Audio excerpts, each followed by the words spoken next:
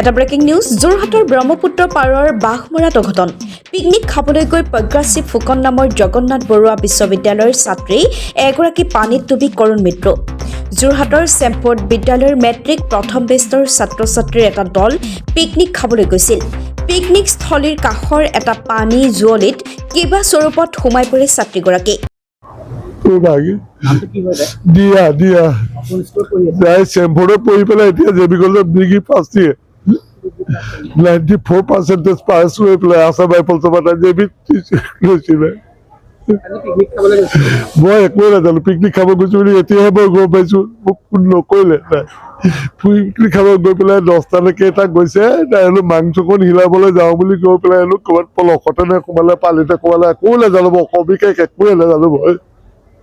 মই খালি ফুল এটা পাইছো যে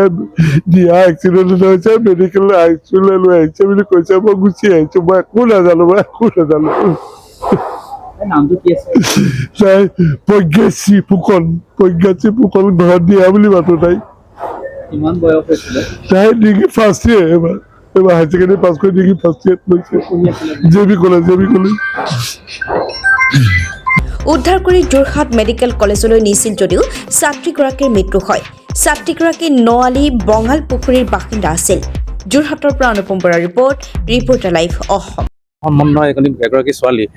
যি ঘৰ ছোৱালী এগৰাকী কন্যা আছিলে তেওঁ আজি এটা দুৰ্ঘটনাত মৃত্যুবৰণ কৰিবলগীয়া হ'ল এইটো মৃত্যুবৰণ একচুৱেলি যিখন ৰিজৰ্ট যিখন আমাৰ বাঘমৰা আমি নাম শুনি আছো ঠিক আছে তেওঁলোকে এখন খোলক কিন্তু তেওঁলোকে বিজ্ঞানসন্মতভাৱে এই ৰিজৰ্টখন খোলা নাই আজি যাৰ কাৰণে ব্ৰহ্মপুত্ৰৰ কাষত সৰু নদী কাষত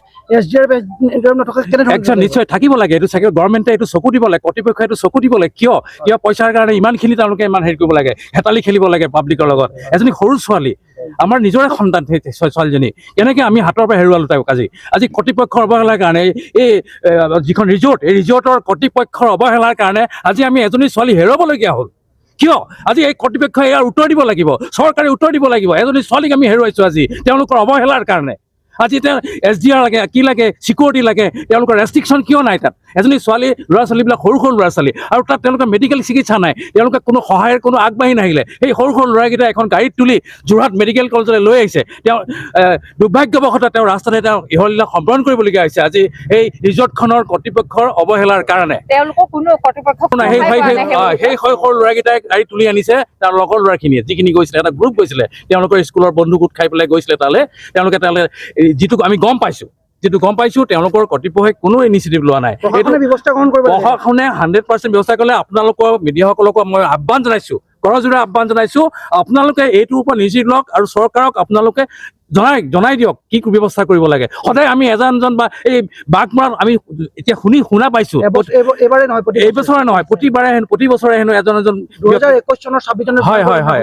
গতিকে তাৰ পিছতো যে আমি কিয় সাৱধানতা হ'ব নোৱাৰা আজি উঠি অহা এজনী ছোৱালীক আমি হেৰুৱাই পেলাইছো নিজৰে সন্তান বুলি ধৰকচোন আপোনালোকক মই অনুৰোধ জনাইছো আপোনালোকে এইটো কৰ্তৃপক্ষৰ ওচৰত আপোনালোকে এটা আহ্বান জনাওক এই বাঘমৰা আৰু এওঁলোকৰ ওপৰত একশ্যনো ল'ব লাগে দেই এইখন এইটো এনকুৱাৰী নোহোৱালৈকে এইটো বন্ধ কৰি দিব লাগে বাঘমৰা ৰিজৰ্টখন বন্ধ কৰি দিব লাগে ৰিপৰ্টাৰ লাইভ